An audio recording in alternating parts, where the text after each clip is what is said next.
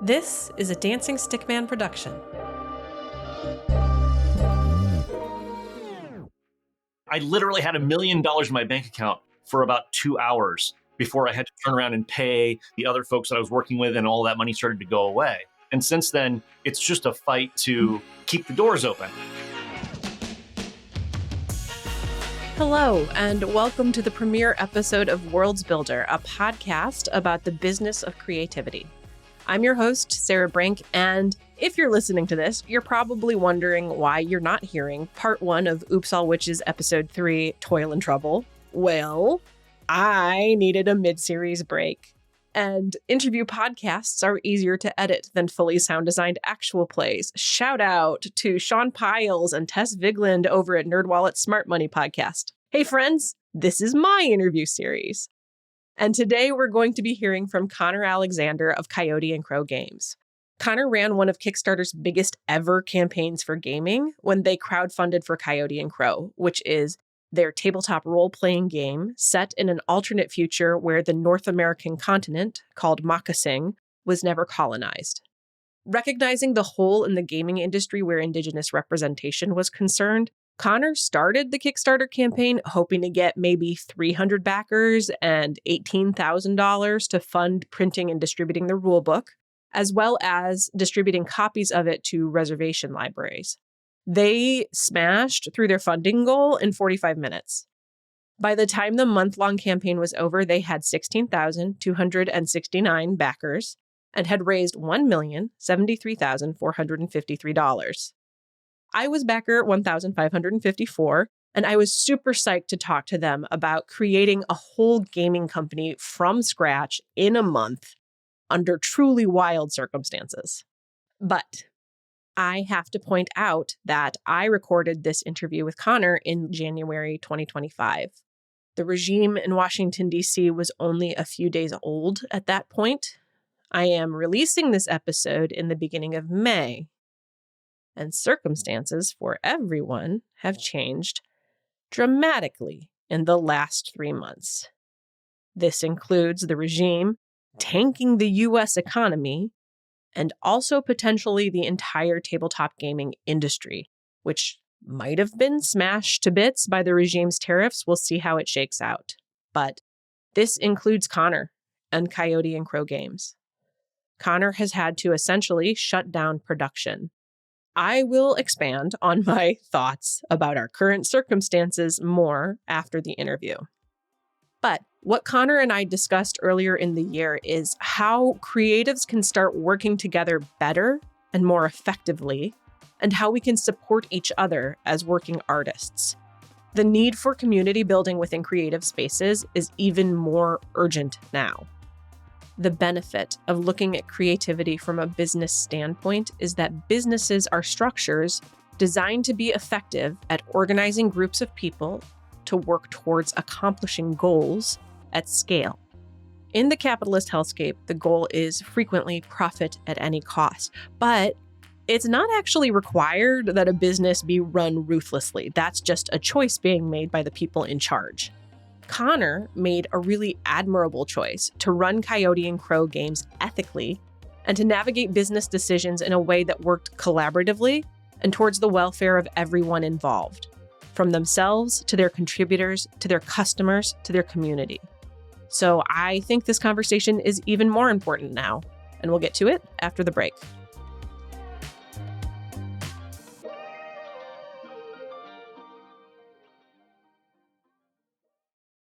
Kenna Alexander, thank you so much for joining me. Thank you for having me. I'm looking forward to talking. Yeah, I'm so excited to speak with you about this. So let's just jump into the Kickstarter. Sure. What was your work history and your project management experience prior to launching the Coyote Crow Kickstarter? And what I'm particularly interested in is how did it prepare you for the launch, and also how did it not? I was definitely a late bloomer when it came to this part of the industry. I was a service industry kid, blue collar, minimum wage, struggling for decades, right? I finally got my degree in film and television in my early 30s, and I started working on a lot of like indie film projects. And I think that was the first time where I was working with a tight group of people on a creative project that had budgets, that had time limitations, all the other things that go into project management. I love the fact that I think a lot of folks who are film buffs think about them as these just creative outputs, but they really are also these very logistical things that have tight structures to them, and you're bound by those. When I left that industry, when I moved up to Seattle in 2010, I started working for an event management service. I was handling a lot of accounts where I was dealing with people who were saying things like, oh, we've got this thing we need to do, and I need to find a venue for it. And we need to have this many people and this kind of technology, these projection services or whatever it is. So there was a lot of sort of behind the scenes management I was doing there. And I hated the job, honestly, at the time. It felt ridiculous. And I didn't really enjoy it. 2012, I got laid off and ended up working for a brand new game store that was opening up. And it was a real step down for me. At that point, I was already used to having a salary and benefits. And here I am going back to an hourly wage. It was really tough. But I loved board games. And I felt like at that point, I had nothing to lose. I was just trying to pay my bills. But what I found there was a reinvigoration of my joy and love for board games and the tabletop space and the creativity that was going on in there. And in 2016, I got recruited by a distributor called Publisher Services Inc. And they're sort of this shadowy organization, not shadowy in that they're like doing anything illegal, but that they sort of sit in an invisible spot in the industry where they're distributing games to distributors. They're what's called a consolidator. Okay. Basically, so they work with a lot of smaller publishers and some big ones, warehouse their stuff, represent them as sales agents when it comes to places like Target or Barnes and Noble. But then they also sell to hobby game distributors as well. So the public doesn't really get to see them. They wouldn't really ever know that they were there. But what it did allow me, it let me see sort of behind the curtain of how this all works, of how the entire tabletop game industry works, how the games are created, how they're published, how they get out to people, seeing sort of how the sausage is made. And I think it was at that point that I realized that the representation or the lack of representation for Native Americans was really systemic. I mean, throughout. It wasn't just that the products were sometimes bad, it's that there was no one in the industry actually speaking for Native Americans at that point. So leading into my Kickstarter, so I started developing the game in 2018. I didn't go to Kickstarter until 2021. So a lot of that time was trying to learn the other side of the equation, because for me, at that point, all of my knowledge was on the side where the game has been produced. Now what? I was learning on the other side of it, which is how do you get the game produced? And that was such a huge learning curve. I knew just enough to know that I did not know anything. And that's a terrifying place to be in, right? Like it feels so vast. You feel like there's so many chances for you to screw it up. And this was my baby. I didn't want to screw it up. So while I was familiar with backing Kickstarters, and I'd backed quite a few at that point of friends or associates or colleagues' projects that I loved, I had no experience running one on my own. So I recruited somebody named Heather O'Neill. She works for a role-playing game company called Ninth Level Games. And I said, I don't know anything. Treat me like an infant. I need to be walked through this whole process. Still, even then, even with knowing everything I knew, having all the connections I had within the industry, and having Heather on board, there were still a lot of mistakes I made. A lot. I mean, if I could go back and do it again, there's probably 50 things I'd change in the way I did. Just to clarify, this was your very first Kickstarter ever? Yes. Oh my God. I had backed maybe a dozen, but I had never, ever even considered putting anything up onto Kickstarter before. Wow. Yeah. And so going into it, I had this idea for an $18,000 goal. That $18,000 was basically just enough to cover my printing costs and maybe put a dent back in some of the money that I had spent on it already, because at that point this was all just coming out of my savings, my paying for art, my paying for other writers, everything else that was going into it was just coming out of my savings. So my original Kickstarter goal was, I think I externally set it at $18,000, and I was hoping to make 25, because 25 was my break-even point. I could get the games out into people's hands and call it a day. How many books were you anticipating fulfilling on $18,000 to $25,000? Oh, a few hundred. Okay. Wow. Okay. Yeah. Yeah, Yeah. I think I don't even remember anymore, but I think it was something around the realm of like 300 backers with maybe like 50 donation books. A big part of the project was, finding places to donate books to and getting donated copies out to like reservation libraries, things like that.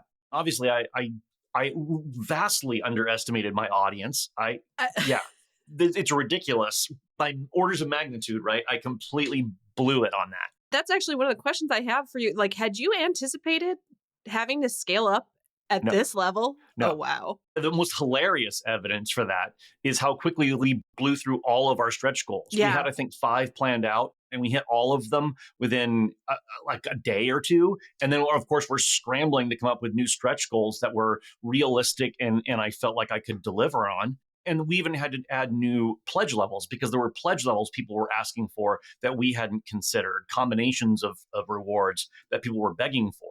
That month must have been just absolutely wild. It was real chaos. It was Yeah. chaos. Yeah. And then of Wow. course having to squeeze in media attention at that point because once it blew up, Right. I was getting all kinds of media requests that I wasn't expecting or prepared for. It was lovely and wonderful, but it was a strange process to go from doing this on the side and then finding out as we went through this process that the expectations for the game were getting so big that I was having to start to consider, like, well, am I going to hand this project off to someone who has the time to finish it and just pay them? Right. Or am I going to take time off of work to finish this project? Is it going to be a leave of absence? That was the conversation going into it about 2 weeks in. By the time we hit like $750,000 in the third week, the conversations had changed to, am I quitting and starting this as a business? Yeah, I mean, one of the things that I think about with this is like for my own goals for what I'm doing, I'm trying to launch a production company. And what I really want is slow growth. So when I think Yeah. about how you skipped several stages Oh, yeah. of growth Yeah.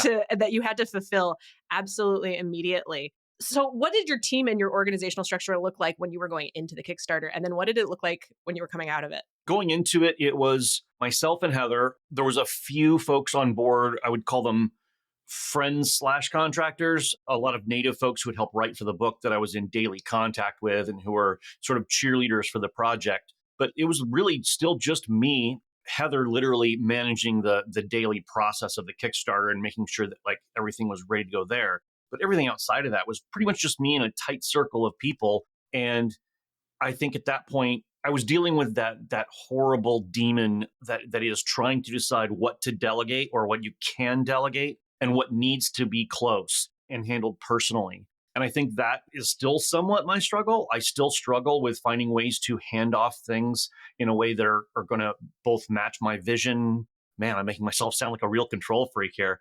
Um, I don't think so because this is your baby. yes, And this is really the challenge of management. absolutely. The strength of slow growth is you can go in stages and learn slowly how to start delegating stuff, but you just had to jump right into the deep end of the pool. I don't think you sound like a control freak at all. By the time the Kickstarter that month, March of 2021, was wrapping up, and I knew that I had sort of made the decision to make this not just a one-off project, but a company. Yeah. And I had to start expanding my goals and saying, look, this book now is the first of other projects under this umbrella. What is that umbrella? What are my company goals? What are my plans here? And creating an entire business plan when I wasn't really ready to make a business plan. Along those lines, what were some of the things that you knew you had to do conceptually, but you had never like executed on before, and you had to do that for the first time? Whew. Dealing with things like copyright and trademark, getting an attorney on board. Woof. That was a real scramble because I mean, you can't trademark game mechanics, you can't copyright game mechanics, but everything else that was going along with that was really important. And I wanted to make sure that, like, for example, even just the freelance art contracts I had were up to some kind of snuff in case there was an issue. I didn't want that $1 million to get snatched out from me that I made on the Kickstarter from some poorly written contract or some issue that came up later. So I feel like an attorney and an accountant were really good early investments. Finding an accountant who knew games and knew Kickstarter and knew the ups and downs of Kickstarter was really important to me. Finding those two components right out of the gate, the legal and the financial, were my first goals. Second was, after that, was a lot of conversations with my native friends who would help me work on the book, who I was close to, and going, what are we trying to do here? Like we're making the game. The game is an obvious product. It is the first deliverable. but what are our larger goals here? And what do we want this to look like? Yeah. Where do we want to sit within the industry? And I think right away, I realized the problems very specifically with tabletop role playing games is that they have a super high barrier to entry as far as cost goes, right? Not to mention learning curve. That's a separate issue. But the cost issue is one that we decided immediately we wanted to tackle because part of who we wanted to reach were natives who weren't seeing themselves represented in games. And so if we've got this $70 book that's a role playing game that takes hours and hours to invest in, how many natives are even going to see it or know about it? So the first thing we tried to do was like, how can we operate in a way that we're still a thriving business, but also reaching the maximum number of people in a way that feels ethically positive to me. It feels like it's nurturing my soul and I'm not just feeding the capitalist machine.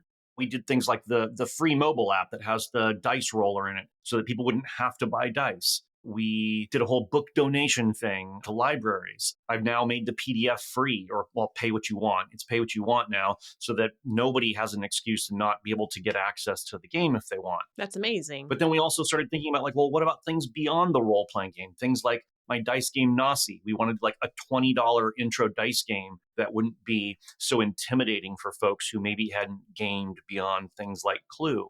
So pulling all that together and creating sort of like a combination of a business model with an ethical model, it's still an ongoing process, and I'm still learning how to move those goalposts in alignment with what's going on in the world.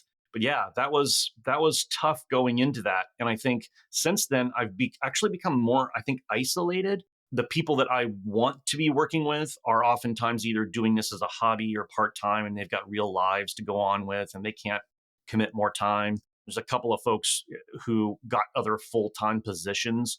One person specifically got a job at Wizards of the Coast, who I miss dearly, but I can't blame them for getting a full-time great gig at Wizards of the Coast. So for me, a lot of my business decisions, my larger business decisions are these days are like, what individual person am I bringing on board for this next project? And how can I make sure that they're going to be a good fit? That gamble, I'm still learning the ropes on that. Those gambles don't always pay off. Yeah, I think that's really interesting too, because you are trying to operate ethically inside of a exploitative capitalist hellscape. And so there aren't really standards for that. This whole system is kind of set up to not help you do that at all. Yeah. So I feel like that's always going to be an ongoing process, because you have to adapt around. You find out what the obstacles are right when they're thrown at you. Yeah. Well, and additionally, I think board games were already operating on a very slim profit margin. You have a lot of people who are willing to take financial hits because it's their passion project. And so having a business setup where you are earning a good living while not exploiting your customers or having them feel like they're being exploited is really tough. What do you think are some things that were entirely unknown to you when you launched this campaign and that you had to learn just completely on the fly? There are things that I didn't know to ask about, and were known things to other people in the industry, but I wish they had known that I didn't know and that they had approached me. So like a perfect example is I did my Canadian fulfillment. So I only accepted backers from the US and Canada. Part of that was I had been on the distribution side of things, and I heard horror stories from publishers who were having shipping issues dealing with like trying to get like 5 copies of their game to Australia, right? And the shipping costs involved in that. So I decided to limit myself to the US and Canada, but no one said to me, and I don't blame anybody for this, like there's nobody I'm mad at, but I just wish somebody had said, don't ship your individual books from your warehouse in Atlanta to your backers in Canada. Ship a whole bunch to Canada and then have that group send them out, because literally every single book was getting caught up in customs and customs fees and trying to figure out who needed to pay the customs charges. And I'm so grateful that most of my fans and backers were willing to just go, oh, you know what? This is something I'm going to have to take care of. They shouldn't have had to, and I should have known that it was coming. It just didn't occur to me. But as you said, it is a one-person company, and you only know what you know. Yeah. Some of what you're talking about right now, it just sounds like some of the obstacles that, for instance, that I have dealt with freelancers, but like on a higher level. Yeah. But before we get started, could you explain really quickly your ethos for hiring artists to work on Coyote and Crow Games? Yeah. My ethos for hiring them is that I try to hire natives first. I try really hard to find native artists who have a vision or have a skill that I've seen them display that captures indigenous futurism. When I say native artist, I specifically mean graphic or illustration. I'm not dealing with any other kind of art. So I really want to bring on artists who have maybe either a comic book style or have worked in role playing games before and have an illustrative style that transfers well to digital products, but also in the content captures a mix of good traditional native art combined with indigenous futurisms, a sense of the future and what the future could look like. And so trying to bring those folks on board who want a little more exposure or who maybe haven't had a chance to really make a living on their art, while I can't provide a full-time job, I'm not hoping at least that them getting these credits in my projects will help lead them to more work within the game industry. So that's what I'm trying to do. When I can't find somebody who fits that bill, then I'll move on to professional artists who have the time and the ability to work with me. And I've seen in their art that they have the ability to draw Native Americans respectfully, that they are going to bring conscientious behaviors and attitudes to their characters, conscientious dress. They're going to think about their characters in a way that is respectful to Native Americans. The reason why I feel like this is sort of similar to what you were just talking about in terms of your own struggles and your own learning curve is we're talking about communities that have been historically shut out of this industry. Yes. And so this is folks who have not had the opportunity necessarily to learn professional workflows, Yes. that sort of thing. And so that comes with a very unique set of challenges that have to be handled somehow. Yeah. Can you give me like just a basic summary of the Rock in the Hard Place blog post and some of the troubles that you have been facing regarding working with freelancers? Yeah. I don't think we need to cover the AI portion too much. So I'll summarize that really quickly. And that is that within the game industry, there's a lot of folks now who are starting to lean into AI art. I think maybe because of some of the problems that I'm dealing with as well. Freelancers, time, money, all of those things and those slim profit margins I mentioned earlier make AI really tempting. I won't use it for environmental reasons, for ethical reasons, for all the reasons that are out there that anybody can read about that are like why AI is crap. Not to mention, it's horribly racist when it comes to Native Americans. Almost everything you put in there puts out some sort of ultra sexualized racist stereotype. On the freelancer side of things, I think folks, a lot of times, because they're already dealing with all the struggles that we're dealing with, and that this is a part-time job, my projects end up being deprioritized in their life. And I always start by asking an artist or a writer, how long do you think this is going to take? Or I'll say, I need it by this date. Is that possible for you? This is my cutoff date. Either way, I try to start a conversation around when can you do this? And I usually try to put in a pad. But I think what's happening, and I'm just speculating here with a lot of my artists that miss their dates, is that they're saying, oh, I've got to take care of my kid. I've got to go to my daytime job. This can wait another day. This can wait another day. And that process continues on until they're running into the deadline. And they think of this as just, oh, I'm just missing my deadline for a piece of art. And what they're not understanding is that their piece of art is scheduled in with all of these other people that I'm working with. And that their delay means I can't move on to whatever my next phase is. I can't start my layouts because I don't have their piece of art or whatever the situation is. And it puts me in a spot where I'm almost held hostage. And there's been a couple of projects where literally that freelancer was so important that there is no project without them. In some cases, I've adjusted my entire plan for the year around that project. I've moved other projects around or delayed those projects. And they've basically got my project held hostage. And every month that I can't move forward, or every week that I can't move forward, is a week that I'm losing money on that project. And so I don't think they understand how badly they're hurting me financially and hurting my chances to keep my company doors open because of these delays. And I've tried to explain that to them when we have our initial conversations, that it's really important. But in the end, I've had to transform what my contracts say. And my contracts have become, from my perspective, I feel bad giving these people these contracts because they are brutal. They are ruthless contracts. And they're fine. You would never even notice it if you just came in and did your job. But there are so many clauses in these contracts now that I have to put in to protect myself that I feel bad giving them out. I think you said that in the 4 years that you've been publishing Coyote and Crow Games, you think you've lost maybe a full year Yeah. to delays. Yeah. And I'd say that's probably a conservative estimate. That's probably a Oof, conservative one. that's really rough when you're a one person company. Yeah. It's a Yeah. lot. And I had a number of freelancers come back to me after I posted that blog post and say, like, wait, was I late? Did I do something? And I'm like, if you're writing me and we're talking, you probably aren't on this list. You don't need to worry. Yeah. If you're the one communicating with me proactively, Yes. probably not. Yeah. Yep. Yeah. Yep. Exactly. I kind of want to just open this up for a more general Hmm. discussion about like what I had mentioned before, that like we're talking about communities who have been kept out of these spaces, so they don't have the opportunity to learn these professional workflows. They don't necessarily know how they fit into your workflow. Yeah.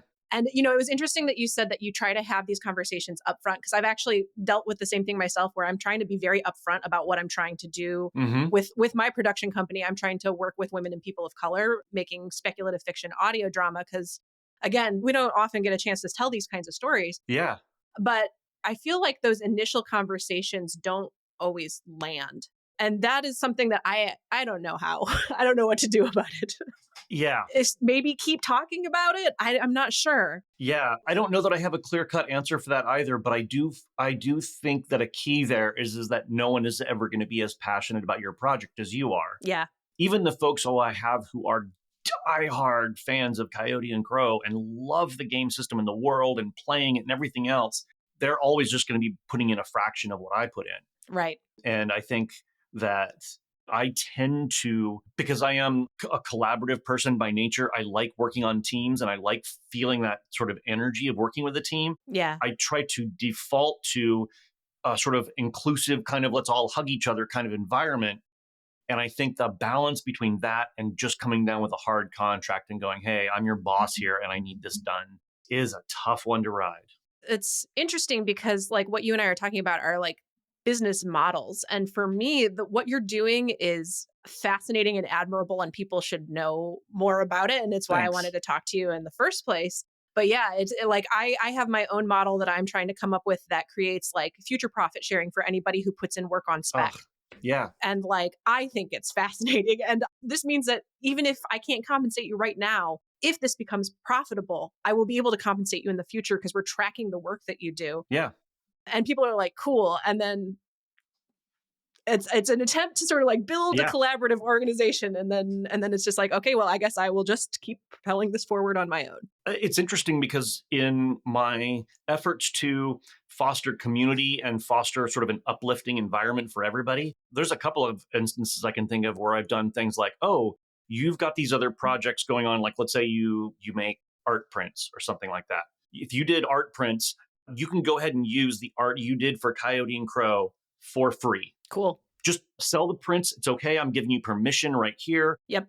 100% of the profit, use the Coyote and Crow logo and maybe link back to me or something like that. And we'll just call it a marketing thing. Yeah. Yeah. Or in another instance, I gave out the rights to use logo and art from Coyote and Crow for somebody who was creating merchandise. And I said, hey, add it to your merchandise, do whatever you want with it, and just give me $1 kickback on any items you sell. And we'll just call it there and we'll settle up quarterly. In both of those cases, neither of them actually followed through.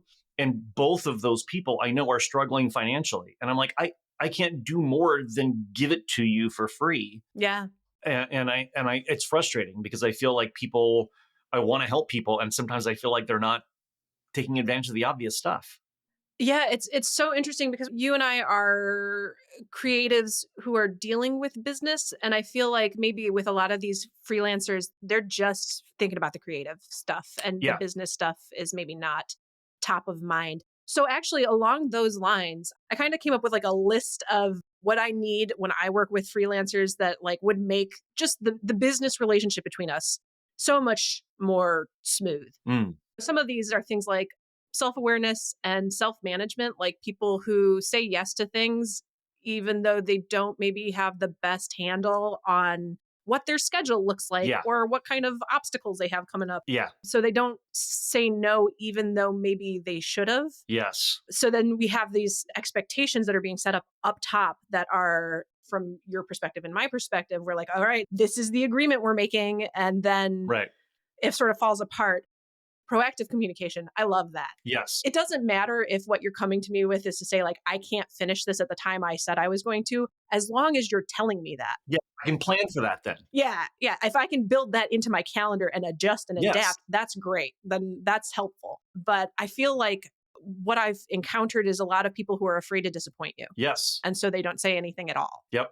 Until a week after the deadline. Right, right. And then it's you having to kind of be like tapping them on the shoulder and being like, hey, Yeah. what's going on? Yeah. And then, but you don't want to feel like you're micromanaging or anything like that. Yeah.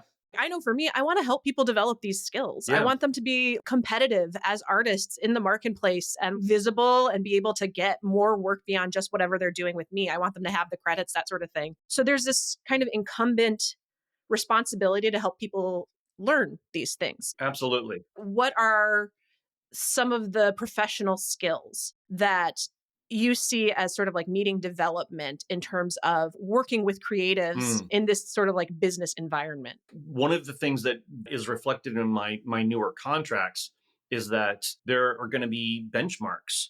And I think the benchmarks aren't just written into the contract as part of the contract. They're actually clauses in the contract that can end the contract. Yeah. So, for example, I've got one person on board right now who we have to have weekly meetings, at least an email or a call where that person gives me a status update on where they're at. And I think those kinds of benchmarks where the person knows they have to have met certain goals, I would love to just have it open-ended and say, hey, you're going to get 100% of this done by the time the contract is done, and we don't have to talk until then. Yeah. But the reality is I need to know you've got 10% done after that first week. And if you're not hitting that, then why aren't you at 20% by the second week? And if you're not at 20% by the second week, I'm gonna pull the plug, and you're gonna have done all that work and not get any pay. But that's on you. And I hate coming at it like that. I really loathe it.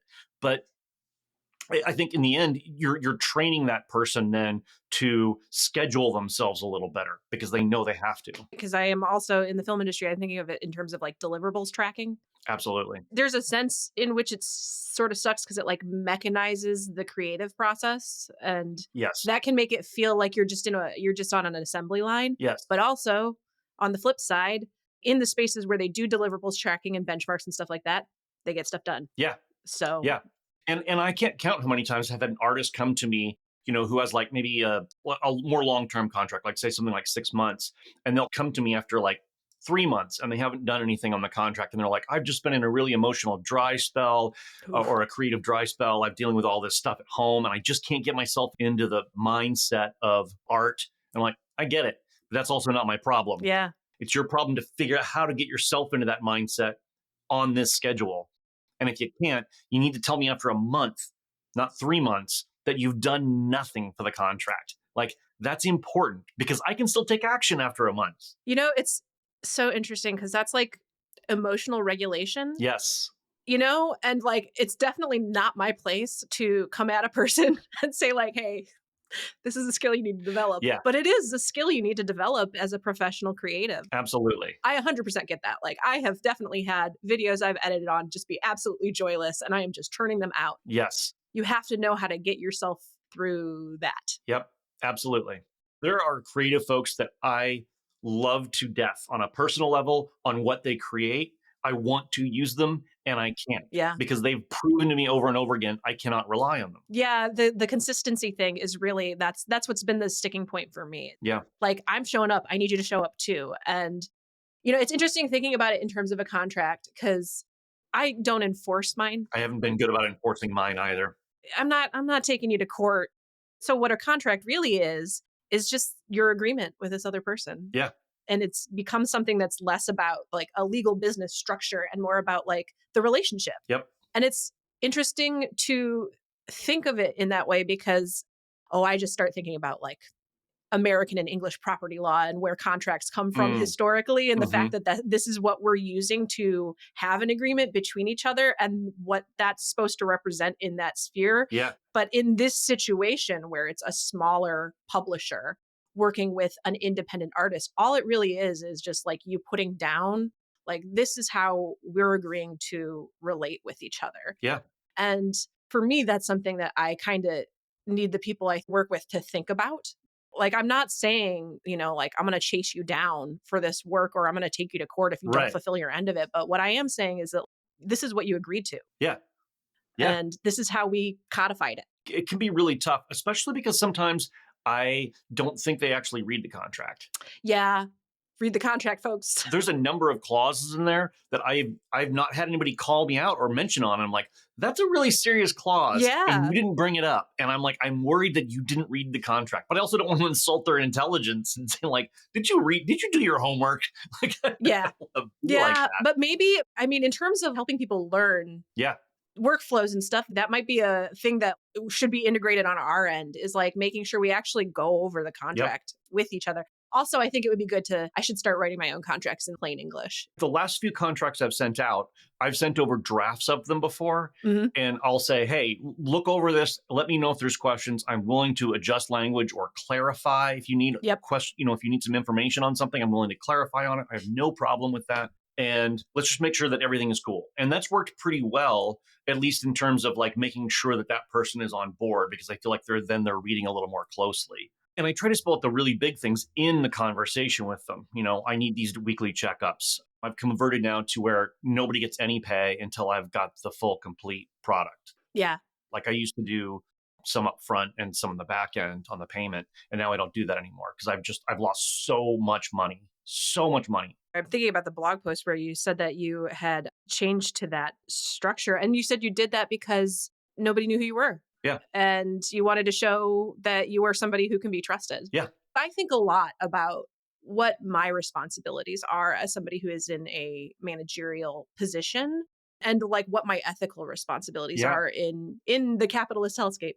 And I don't think that necessarily gets thought about by the people that I am working with. And I'm really reluctant to be like, hey, you have some responsibilities here too, some ethical responsibilities to like uphold your end of the bargain as well.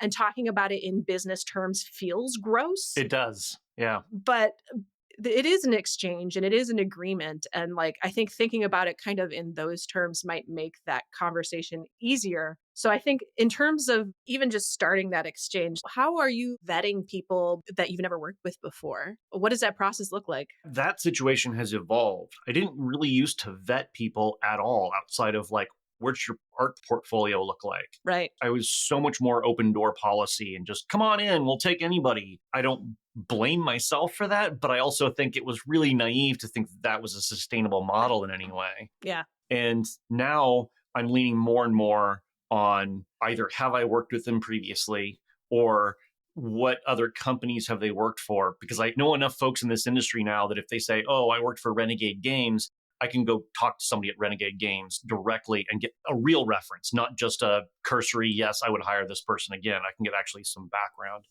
And the other thing too is do these artists or writers have a history in the game industry that I can look back on? If they say, oh, I did this one thing for this one publisher 6 years ago, I'm going to be a lot more skeptical than if they've done 5 things over 5 years for the last 5 years. I've also streamlined how many people I'm working with. You look at the original Coyote Crow book, there's more than, I don't even remember now, but more than 30 people involved, more than half a dozen writers, more than 25 artists. Wow. That's a lot of people. Yeah. And so now I'm trying to get it down to where, originally I wanted one artist on Ahutiko, and we ended up having 3 at the end. But even those last 2 brought in at the end were just to sort of fill in the gaps. So it's primarily one artist, one graphic designer.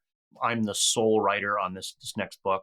And that was all just about keeping things in house. And part of it was keeping together my own sanity, right? Like I needed to think less about managing freelancers and more about putting out a good book. In the position I'm in, I want to make sure this is open to people who want to be doing this kind of work professionally. But at the same time, managing that many freelancers, woof. Yeah. Because that's not necessarily the thing that gets the work done, managing freelancers. Yeah. There's a perception issue thing going on too. One where because I'm signing checks as Coyote Crow Games, because I started with $1 million Kickstarter, I think people think that I'm $1 million company. Right. And I literally had $1 million in my bank account, which was a very strange experience. $1 million in my bank account for about 2 hours before I had to turn around and pay backer kit and all some of the other folks that I was working with, and all that money started to go away. And since then, it's just a fight to keep the doors open. I'm not saying I'm about to close or anything, but I think people have a misconception that I'm this massive company. And so when they don't turn in their $200 piece of art or whatever it is they're working on, it's not a big deal. Right. But it's just me. It's like there's a person behind this company and a single person at that.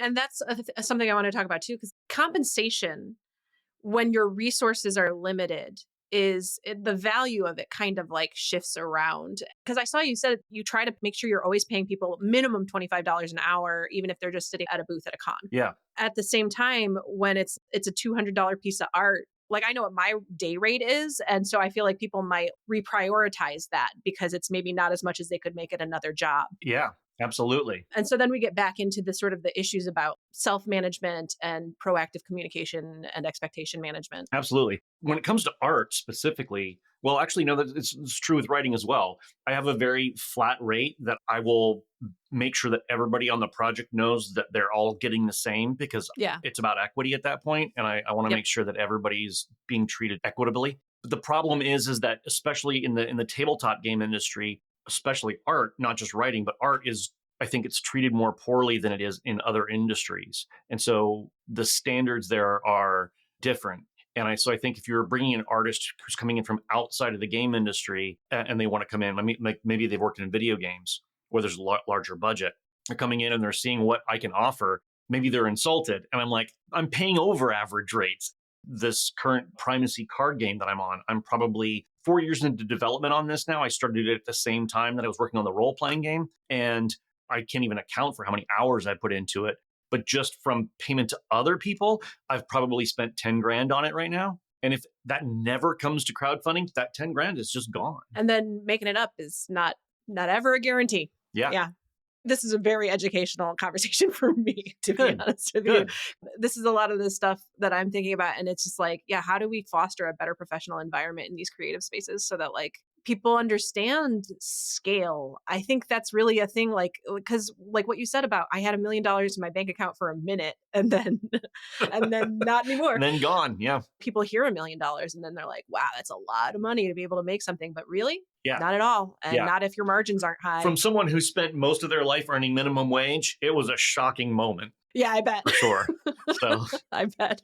Well, so I kind of wanted to get into a discussion about what you think it would take to make it work better in the space that we're in the environment that we're in, where now we're just in terms of like, I'm thinking about the election and who's currently, running the administration and how that's going to shape professional spaces. Yeah, I'm really concerned. Because I feel like more than ever, people are going to be turning to things like AI or Chat GPT to put out creative projects. And they're going to find more and more ways to sort of either hide it or there's going to be less and less of a public backlash to it. People are going to become accustomed to it. They're just going to shrug it off. And that's going to push real creative folks more and more into the margins. I do think that there are some parallels to be had, and I think this might be a separate conversation, but I think there's some parallels to be had with the rise of indie cinema back in the late 90s, early 2000s, how some of those smaller films, when you look at somebody like Kevin Smith or Tarantino or some of those people broke into the industry with ridiculously small films on ridiculously small budgets, but those were the exceptions. And you start thinking about how many other filmmakers in that indie scene never got their film seen. And I think going forward right now, I'm having to sort of experiment. And one thing that I'm going to be launching here in just like the next week is an open call for art for primacy. And right now I'm sitting on enough card art that I don't need any new art. I would love to have all new art for my cards. I would love to have fresh art on every single card. But I'm at this point where if I put out an open call and have submissions that they keep the rights to their art if they submit it to me. And I don't want high resolution stuff. I don't want anything I could use, be accused of stealing. But if they submit a piece of art and I like it and it's like, oh, this fits for this card, then I'll pay them and they would get a share of the bonus. But this way, I'm not having to art direct for anybody. I'm not having to spend time dealing with 50 different artists and their contracts. I can just pick and choose what I like and the work's already done. They gave me the high resolution version. I pay them, they're on their way, and it's done. I don't have any huge hopes that I'm going to get a ton of submissions for that, But even as an experiment, I feel like it's the kind of thing that we're going to have to start thinking about as producers, finding ways to get around some of these traditional restrictions. I'm developing an anthology series, and I wanted it to be an opportunity for people to write speculative fiction, audio dramas. Yeah. I feel like that's kind of the same direction I'm going to have to go in is just be like, hey, this is the word count. And if I like your story, I'll pay you for the rights to it. Yeah. But like, yeah, trying to just make the opportunity available in a way that it's not traditionally, I think is a really smart way to experiment for sure. We'll see if it works. Yeah. I don't know if it's sustainable, but Right. Right. But then also, I'm just also thinking about like the necessity of community building for like creatives, maybe probably across disciplines yeah. and smaller publishers doing different things, like ways to find and build better and stronger like artistic networks where we're not in competition with each other, but like actually like Yeah. mutually supporting everybody else's success. Because I feel like it's much easier to do that if everybody's putting a little bit into helping everybody else succeed. Because like self-care, when you're trying to do this kind of work and you're running it all yourself Yeah. and trying to manage people, it's so much harder because the resources are limited. It is so much harder. And I think to your point there, the idea of collectivism in our respective industries here, I think there's some of that starting to show itself. Within just the last 2 years, there's been 2 different unions start up within the tabletop game industry. Cool. And then 2 different trade organizations, both of which I belong to both of them. One's the Tabletop Game Designers Association, and then the other one is the Washington chapter of the Tabletop Game Alliance. And I think those kinds of organizations are going to become more and more useful to us because outside of my sort of insider knowledge I had when I launched on Coyote Crow, I was an unknown, like technically I'm just a person, right? I'm a person launching something on Kickstarter. Yep. And I ended up with 17,000 backers. But no one knew who I was as far as a writer or a game designer. And so there was a lot of trust just sort of heaped on me in that moment. But I think with trade organizations, you do have a little bit more accountability. You can go back and Yeah. go, hey, look, this person was part of it and we kicked them out because of these behaviors. And I think those kinds of social doorways that we can put up that people can go in and out of, and we know where they're at because they're part of that association or not. I think that's could be really helpful down the line. We do need to build more community and creative spaces, I feel like. Yes, So I really appreciate you speaking with me absolutely. for that reason. Is there anything that you want to promote, talk about that you're like working on right now? Like I was looking at the Coyote and Crow Consulting. Yeah. And I will avail myself of that at some point. We're hopefully going to be launching that in the next few months. Core group of us already. And we've already had some great clients. We've already worked with Dimension 20, Brennan Lee Mulligan's group. Nice. Yeah.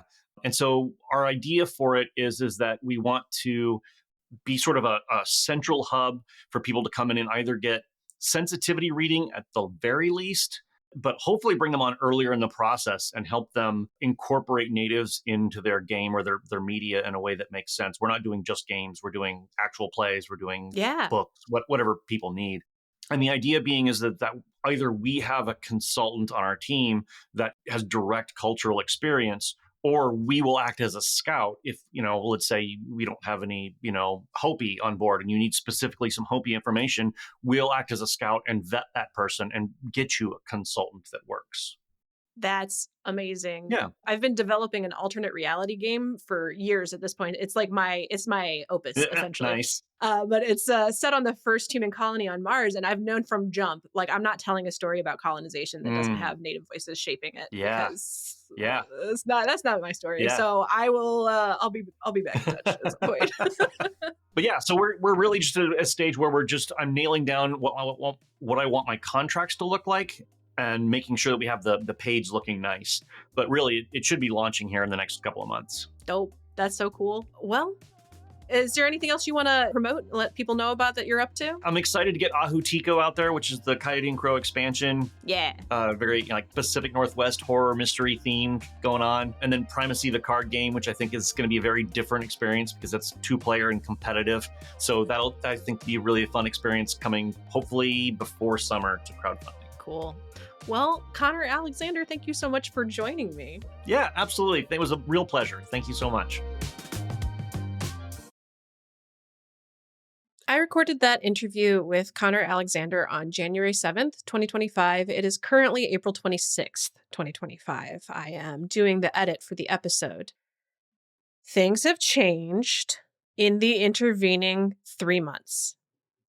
Namely, the tariffs on goods being imported from China have been raised to 154%, which has effectively shuttered multiple companies within the tabletop board gaming industry, including Coyote Crow. Kenna has had to stop production because the costs of goods have taken what was already a product with a very thin profit margin and made it unprofitable to make it.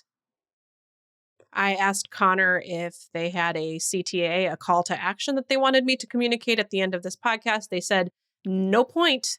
The situation is so mutable that anything that either of us could say right now is going to change in the next few weeks. So I will not speak to specifics.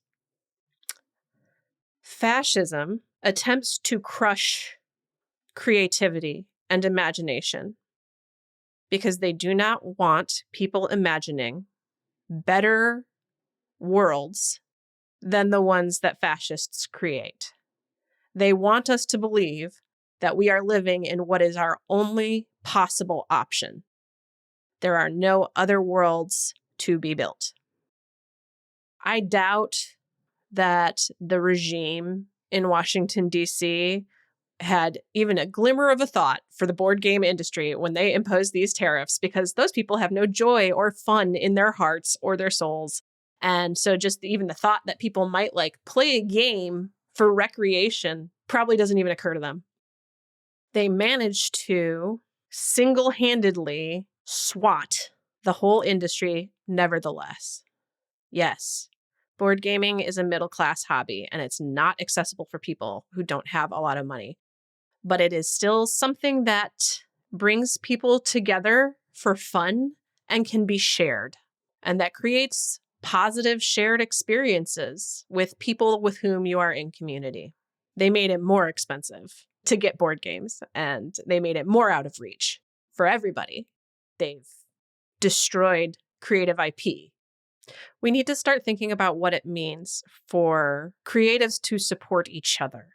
As somebody who is fairly engaged in the political scene around me, the options for funding available to creatives through government programs in the first place is paltry. Now it's non-existent. So we can't really depend on the larger society to help support us. We're going to have to support each other because we are absolutely under attack, and they are absolutely coming for the most vulnerable people first.